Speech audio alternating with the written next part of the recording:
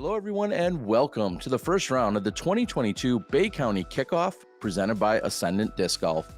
We're out here in Panama City, Florida, and joined by Dustin, Mouret, and Dustin.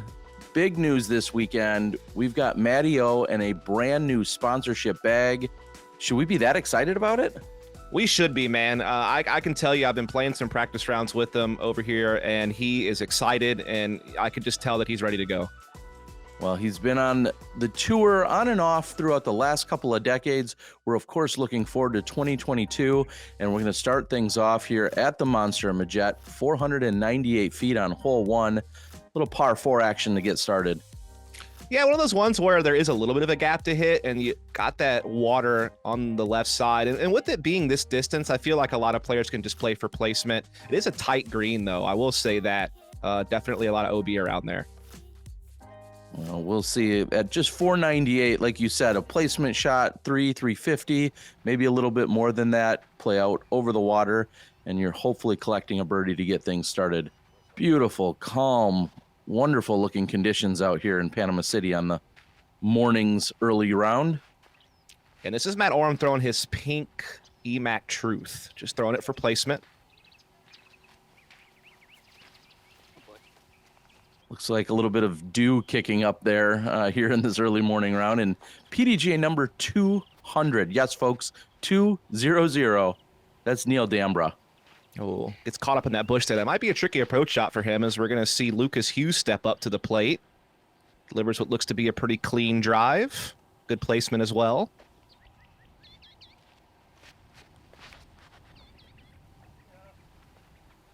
A little bit low from Ryan Best, and now going with the forehand. Not much power on it. Again, as you said, just playing for that placement. That's Kaleb Skinner. Yeah, again, it's one of those distances where if you're just playing for birdie, there's really no need to go for too much off the tee. Just make sure you stay away from trouble. Give yourself a clean approach, as we are going to see Ryan with a nice little Spike Heiser backhand crashing into the green. That looks really nice. Skips right in front of the basket, and he stays in bounds, so he should have a pretty easy birdie putt.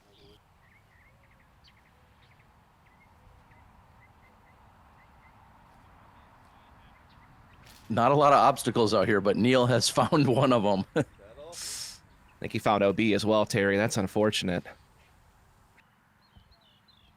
And here's Matty O, and I believe this is him flicking his anvil. That's been kind of his go-to approach forehand shot, and it's a little tangled up there, but should still be okay. Out there working a catch cam, Brent Gann, the gentleman that does so much for the local disc golf community, decided that he was going to run out there and give his first ever shot at getting a little action as well. And unfortunately, that one's not going to get to him. Yeah, that one gets tangled up. Luckily, I think it stays in there and doesn't go in the water, so at least he's not OB, but that's going to make his next shot quite tricky, as now we see Lucas. And he swung that one out way too wide, Terry. Definitely staying away from all of the water. Unfortunately, that's not going to give him much of a look. Speaking of not much of a look, I'm not sure what Kaleb's going to have here. This looks very tricky.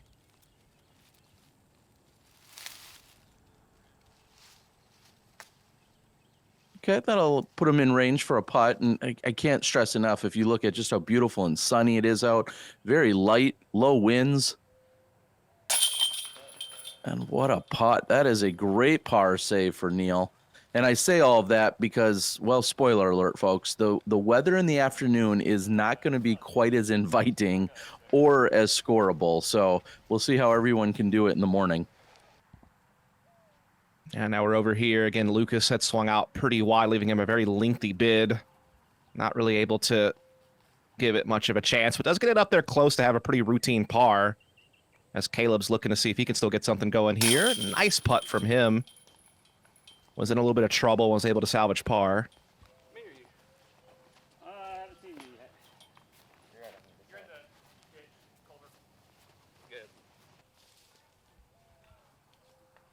Well, who's that?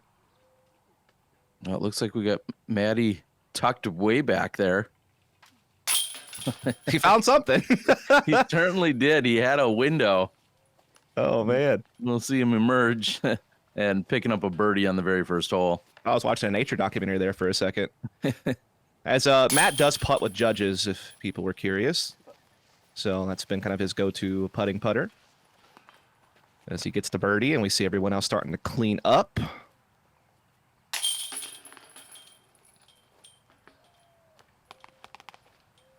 This course just a couple years old. I believe original design put in sometime around 2018. And we're moving over to hole 2, 456. A little bit more water here, Dustin?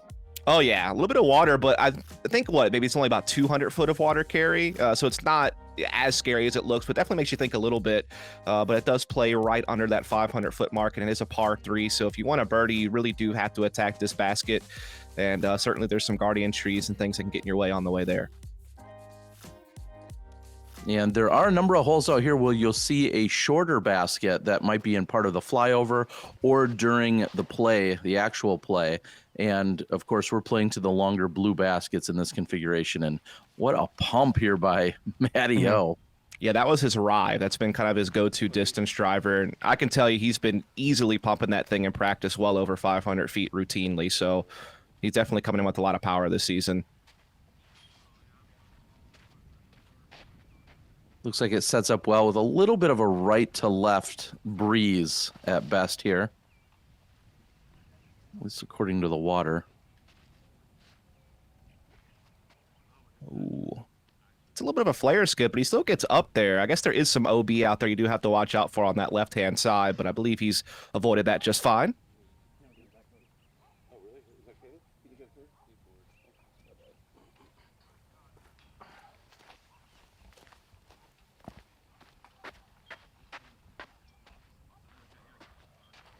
I have to say, I'm a big fan of these tee pads here. I like how they're colored and stuff. Looks pretty nice. Yeah, it gives them a really sharp appearance, and you know, we could have a tee pad conversation for hours. We won't, I promise. But okay. As Neal finds safety on the other side, you know, people talk about concrete as opposed to some kind of dirt or natural or turf or whatever. It looks like this is kind of that perfect mix of almost a carpeted like substance that's got just a little bit of turf-like feel to it, or somewhere in that neighborhood at least, and that seems to be the most preferred. Sure. It's just that concrete, what's so great about concrete is you put it there and it's usually good for like 10 to 15 years. These will take a little bit more maintenance throughout their lifespan. As now we're going to see Kaleb Skinner step up. Did see him favoring the forehand off the first tee, but he will be certainly going for the backhand here, just trying to play the hyzer out wide. And that looks pretty sharp as long as it doesn't get tangled up in those palms. And nope, skips up there nicely. Very similar to the line we saw from Matty O, and Lucas gets up and fires right away. And that looks like pretty good position to save the par. Absolutely. Looks like he got well within circle one. Now we're going to see Neal step up to his approach shot. And this does feel like one of those holes where there's not too much trouble, but unless you have the distance, you're probably just playing this thing for par. As Neal gets up there nicely, tucks it in. Should have a pretty routine par putt.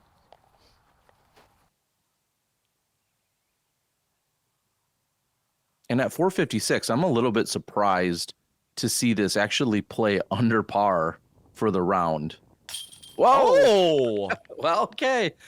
Does that help you understand it a little bit better? Okay, yeah, you just have to throw them in. Okay, yeah, okay. I see how that's done. Absolutely, I get it. What a shot from way back. Oh, man. That was something special early. And that's great. Like, you know, you get that on hole 2, you're starting to get that confidence brewing right away, and that is awesome stuff.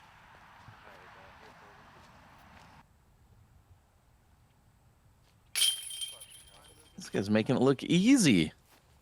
That did look so casual. Just stepped up and laid it in there. Look at that. That's probably close to 30 feet. No big deal. You can tap that into the bar. And look at Matty O. Drives it to pin high inside the circle. 28 feet or so.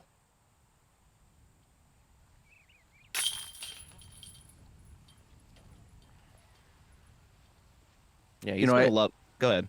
I was just gonna say, you can always tell a player, whether it's their putt or their drive. I feel like you can spot them a mile away, and Matty O is the absolute dead giveaway when it comes to both his putt and his drive. There is no one that putts or drives like Matty O. Yeah, there's that one guy that has really unique forehand off the tee form.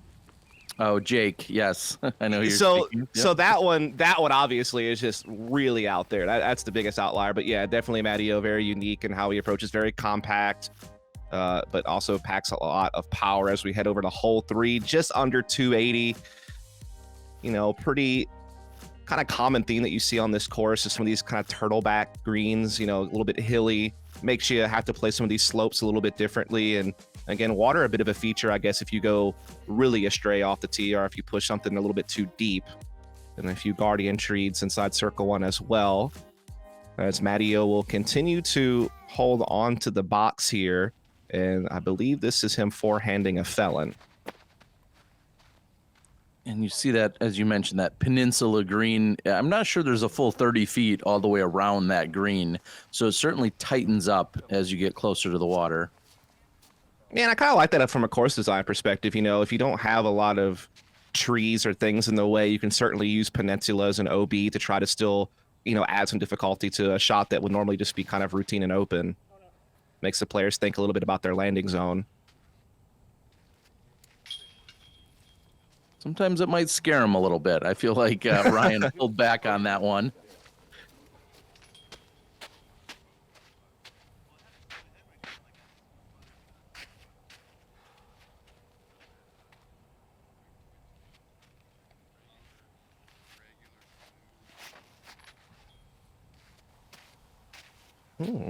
That can catch edge. That might still be all right. Oh, it catches close to the water line, but it does stay in.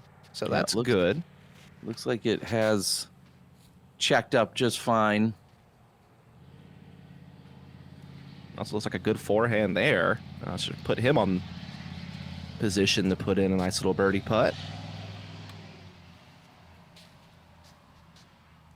Here comes Kaleb going for the backhand hyzer route. And looks like he punches through as well. Or actually, maybe he did get caught up in that bush a little bit. Couldn't really tell. Might have some work to do. Most importantly, the red flag stays at bay. So yeah. Let's see if can Ryan ring up another long one. Oh, ooh. Hit metal at least, and certainly a par. And Neal looks like he's got some tough footing here on this water's edge as he's kind of playing a slope. Hit a big putt to save par on hole 1. So we know he's got the potential to get those lengthy putts, but that one's going to be a little wide. And also maybe a little bit of a tester comebacker.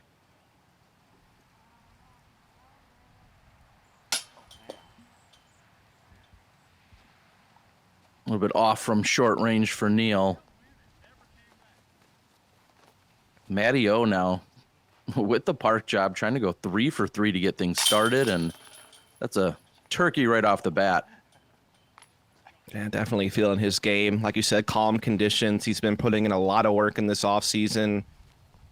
You know, I've known Matt for a couple of years now, and I've just never seen the life in his eyes more. Like, he's so excited about this new partnership with Westside Disc. You know, they're really taking good care of him, and he's, you know, in return, investing a lot of time, you know, expanding how much he's going to be touring this season, and just putting, you know, that full-time focus into the sport.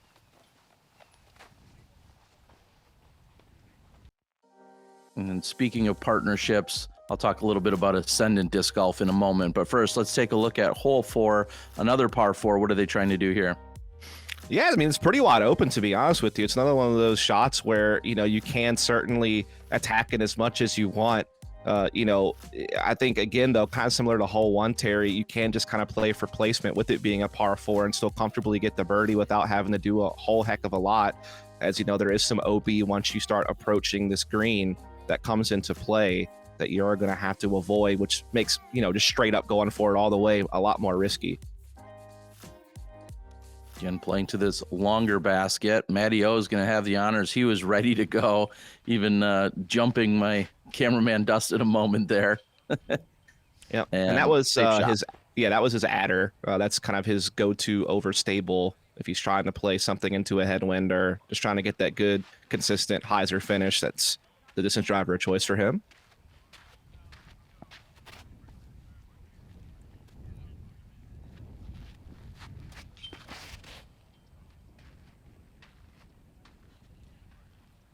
Swinging out plenty wide here for Lucas.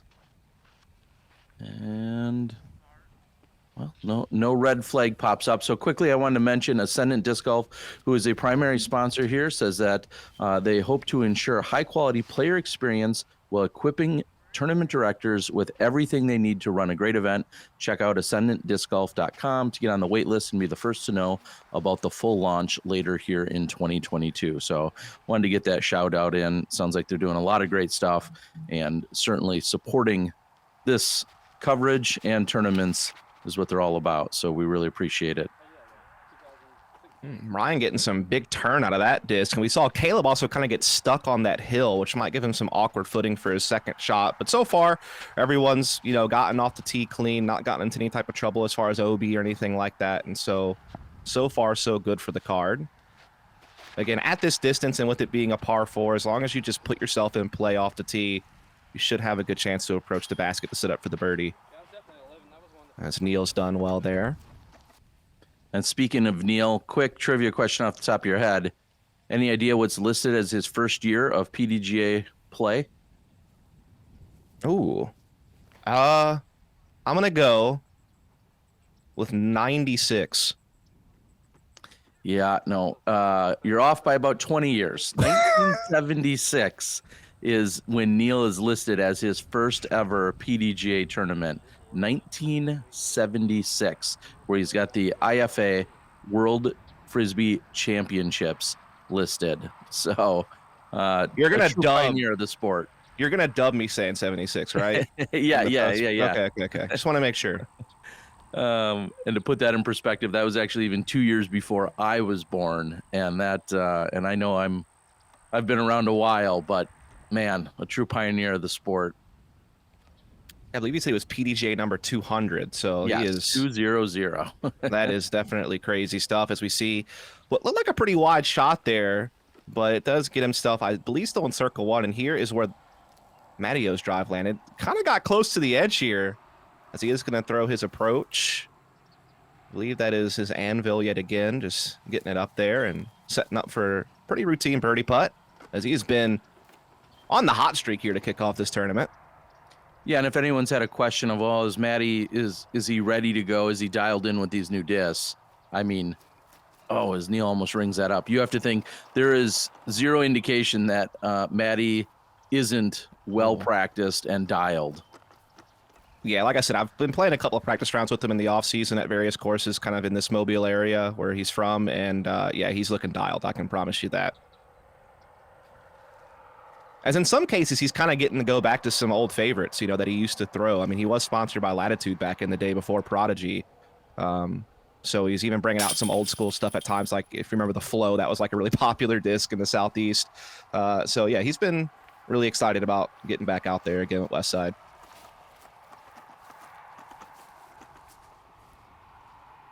And as a little context, here we are in the January, February timeframe or so of 2022, just before the Disc Golf All-Star Weekend is kicking off. So we're going to see Matty O performing there. And I know we've talked about it a couple of times, seeing him out on tour, seeing what he can do fully supported, it's just going to make for a very exciting 2022. Yeah, I would imagine he's going to be in the top 10 for most of the year.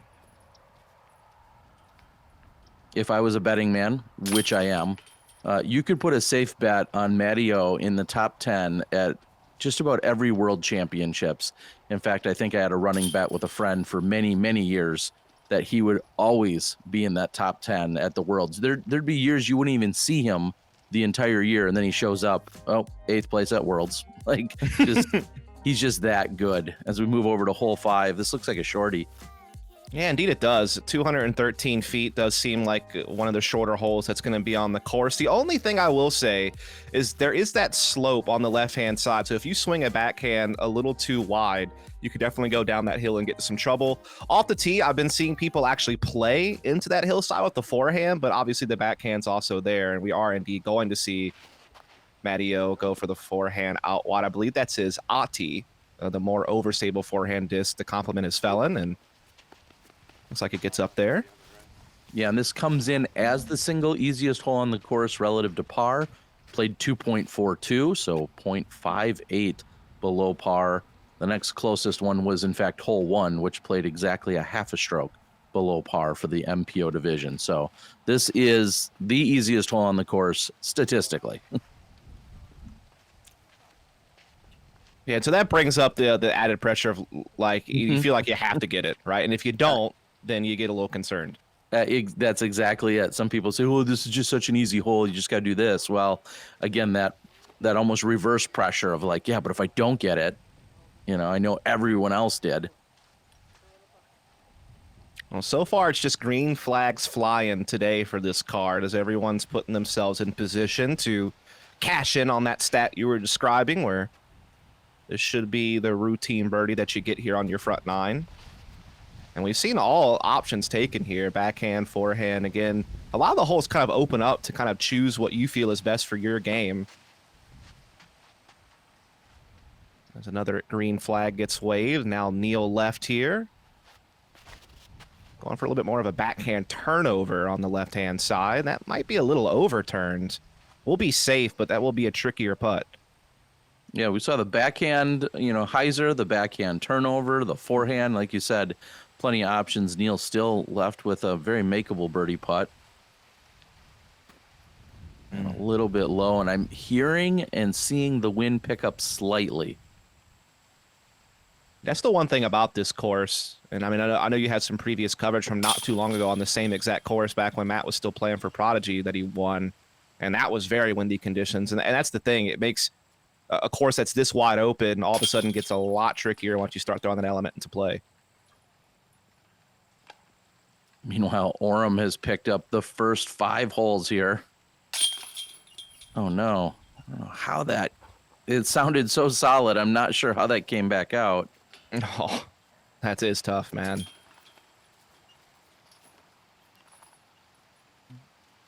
Park job by Kaleb taps in, and Neal is in as well.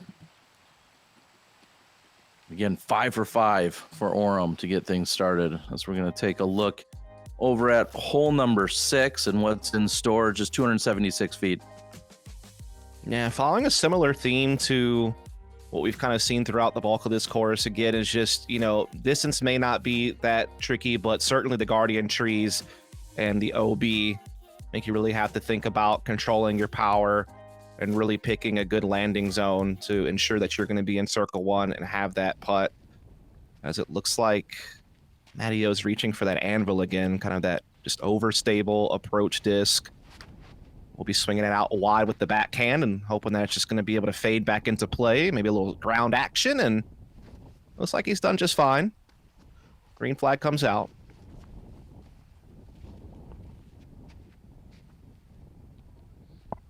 So albeit pretty straightforward of a hole, there's still that anticipation, seeing that bush up in front and just knowing, how far past it did you get? Will you have an open look at the basket? And that looks to be a great forehand. Yeah, Kaleb doing a good job there. He's looked really smooth. I like his forehand form. We've been seeing him throw it a few times this round and definitely seems to have it really dialed in. So now we're going to see Ryan Best go for the backhand hyzer option. Looks like it's on a pretty good line, and it pushed deep enough, gets some ground action, a little spin, but does settle in bounds.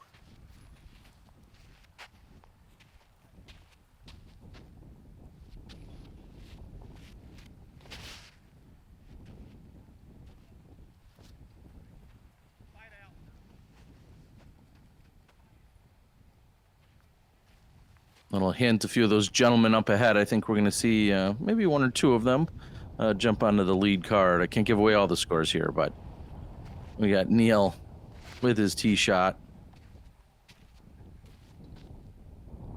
Yeah, I know we had another local from our area there, Ben Fulford, who's out of Alabama. He's on the east side of the bay, as opposed to the west side over in Mobile. And always a pretty strong player. As, oh, Kaleb just a little wide on that putt.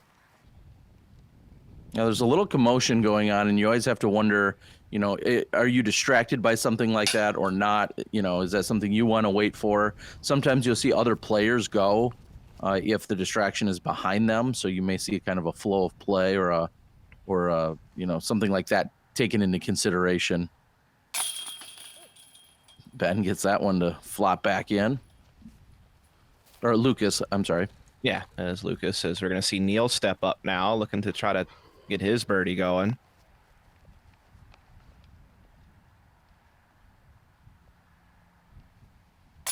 Yep, no sweat for him. Drop down that score to even. Get him back on track. And he's happy about it. Even if you've been playing since 1976, birdies are still fun. Absolutely. I don't know if that's a news flash or not, but all these years later, it can never be mad about a birdie. Yeah, absolutely not. We'll see if Orum can keep the birdie train rolling to go 6 for 6. Of course.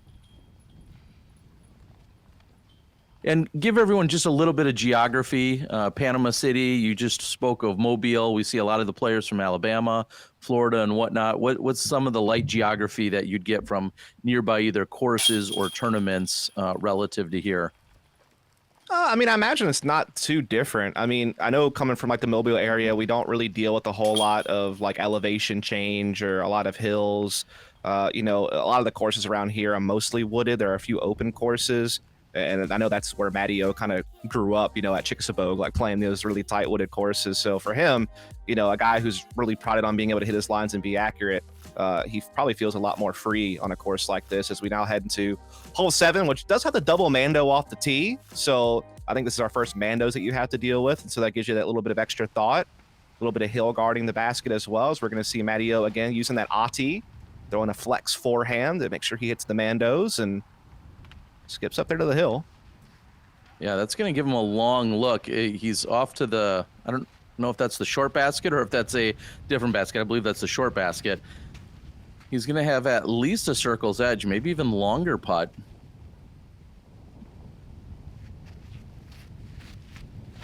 Here's Lucas also going with the forehand. Yeah, I feel like that's going to be a popular option if you have it, just because it really makes you be able to feel like you can look at your target the whole time, make sure you hit that double mando, and even just the way that the hole is laid out, that left to right moving shot certainly feels favorable. We have a couple of players kind of getting tangled up a little bit here in this guardian bush right in front of the basket, but it seems like it's still cleared out a way for him to putt. As that forehand might be a little early. Yeah, he might be in some trouble, Kaleb.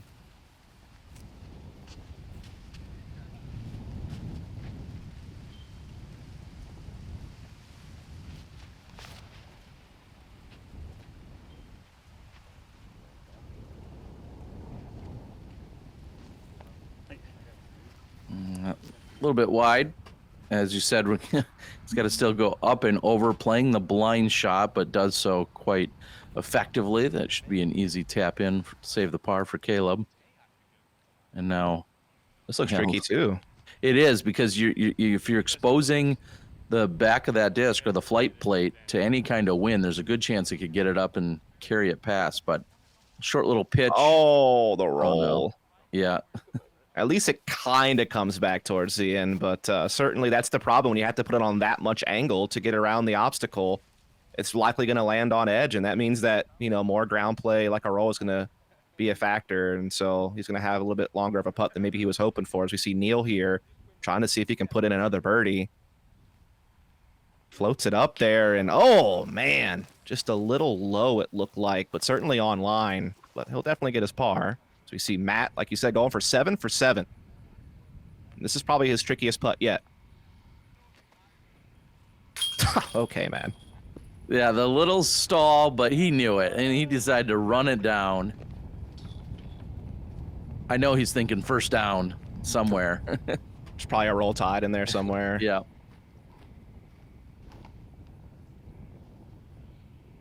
And so although he's, we'll say, cleaned up all of his shorter putts. To see him then step up and make a circle 2 putt, again, just supreme confidence out of Orum right now.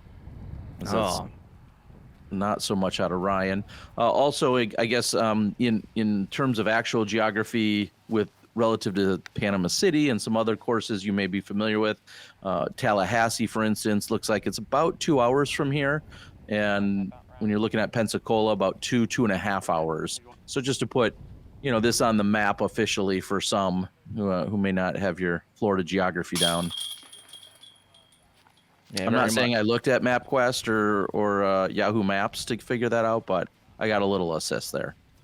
Yeah, Panama's probably about 3 hours east of kind of our area where, Matteo is going to reside, kind of right there in the center of the Panhandle.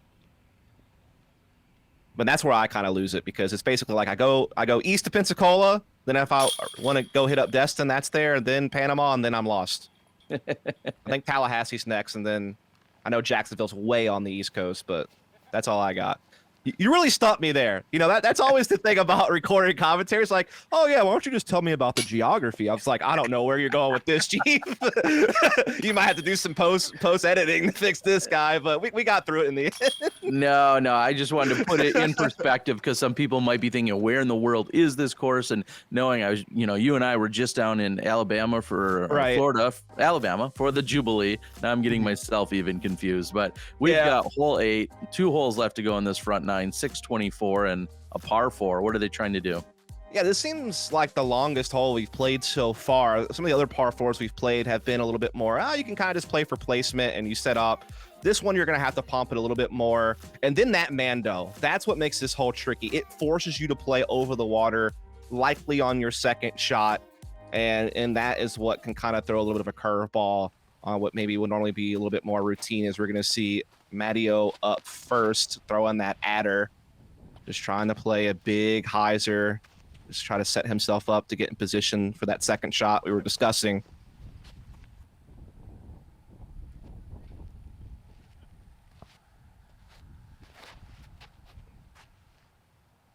A little roller? It's unfortunately carrying way left and out of bounds. And just to put this in perspective, there were 4 holes that played above par on this course for round number 1. Those holes were 10, 7, 8, and 18. So if you really think about it, 7, 8, and 10, we're right in the middle of that stretch. This is statistically the toughest stretch of the course, 7, 8, and 10. So we'll have to keep an eye on these next few holes. Yeah, again, it's one of those situations where the par 4s previous to this, again, you could just kind of play for placement. And on this hole you can too, but you have to push a little bit more distance. And then again, that Mando forcing you to play over water kind of limits your options a bit, makes you have to play a little bit more risky to get to the basket to try to get a birdie. And so definitely steps up the difficulty, as you said, as well. Lucas is wasting no time, steps right up there, delivers the hyzer. And so it seems like our card's done pretty well. I mean, Neal obviously had the roller go OB, but everyone else did okay. And wow, even from there, he's got such a tricky situation he's been put in. And you fear maybe a big number could be coming for Neal if he's not careful.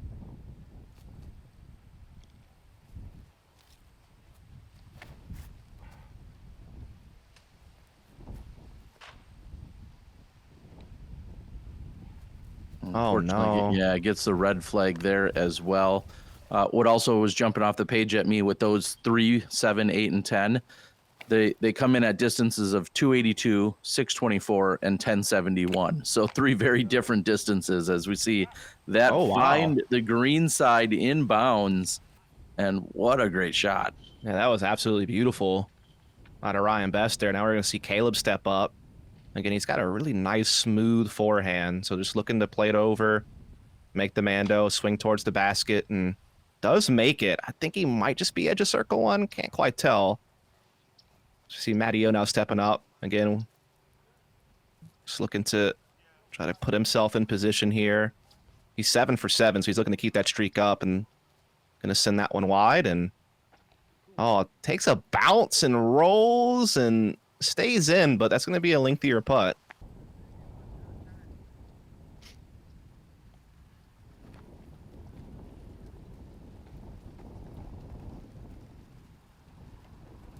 Solid approach shot there by Lucas. So that's the question I think we got to throw out there, now that we've butchered all of the geography is, hey, have you guys played in Florida? That's what you need to leave in the comments. Tell me if you've played in Florida, and if so, your favorite course, and if not, what are you looking to play? As we see a great birdie putt there by Kaleb. But put that in the comments. I've partnered up with the likes of Double G Jerky, along with a few other manufacturers. We're going to have giveaways. Every video I put out, we've got a giveaway, but Double G Jerky stepping up big time. And here's Matty O. Oh, the streak ends. He's only 7 through 8. No. I'm sure he'd like to have that one back. I mean, here's the thing. I feel like at a certain point in a round, you're like, I might be able to shoot a perfect round here. The ever elusive 18 down. He was 7 through 7, and I'm not sure at what point you start to think it's possible, but I mean, he certainly was on pace to do so, but does miss that putt as we see everyone else here now trying to clean up. As again, Ryan had a great approach, so he's definitely in good position to get his birdie here. There it is. Well played, Ryan. Have you played in Florida? I imagine you have to have, Terry. Yeah, I've played a number of courses, and then often I visit places like Tallahassee, also the Throwdown the Mountain, which is a temporary course, which many people make a trek to throughout the year. Being just down there for the Beach Bash not too long ago with some of those amazing individuals back in October. So I've been very blessed in Fort Lauderdale, Orlando, Miami. I've either been there or played that just about everywhere at one time or another. Fair enough. I think the only Florida golf I've played is in Pensacola, which would be like UWF. Hitzman is like a nice little small 9-hole course by the airport. And I think there's Gator Links out there as well. As we are going to see 243, last hole of the front 9. And this time you got yourself a little tricky turtleback green. Depending on how you land, could get a little bit of a roll and have a tricky putt, but otherwise the distance that you want to be capitalizing on here to finish off your front 9. You see Kaleb up first with the forehand, and looks pretty good. Yeah, it's pretty good. It's certainly it. I was thinking you want to come in maybe just a little bit short, maybe play it up to on top of the hill, because if you catch the backside, it's really easy to get a skip and then carry all the way deep and out of bounds. So I feel like playing it just short is the play, and that is pin high on the right side. Let's see what Matty O can do. Yeah, just playing that Ati forehand again, just trying to spike it into the hillside, and he does just fine. Previous shot just looked like a little bit of an overturned backhand, so it's going to put him a little bit out of circle 1 as we see Lucas now step up, playing the backhand hyzer.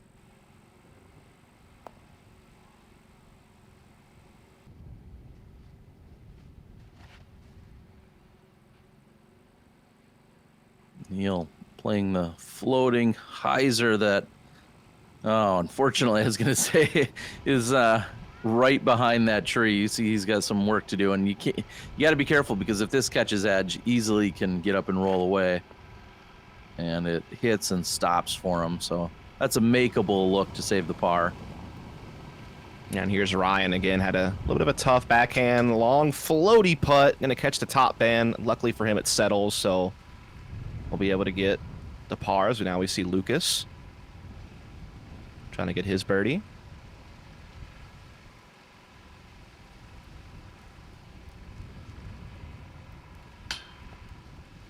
And this is one of those types of greens where you could see somebody putt back and forth 3 or 4 times if you're not on or catching good metal. But Matty O trying to get back on that birdie train. Starts 7 for 8. Oh, that one pulled it in. All right.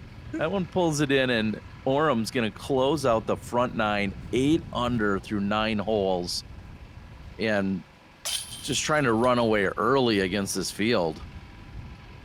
Yeah, again, it's one of those courses where as long as the wind conditions are not too crazy, it's very scoreable, especially someone at Matt's level. And so he's trying to cash in while he can, because like you said, we know that afternoon round conditions may not be as good. So you got to get it when you can. So you see the rest of our car clean up. And the threat of rain is imminent. It is just around the corner. We're going to see some darker skies. We're going to see more winds and everything else in the afternoon, as you mentioned. But for now, we're going to close out, Dustin. Thank you, everyone, for joining us here in the front 9. Dustin, I hope you'll join us. We'll close out the back nine in just a moment. We'll see you there.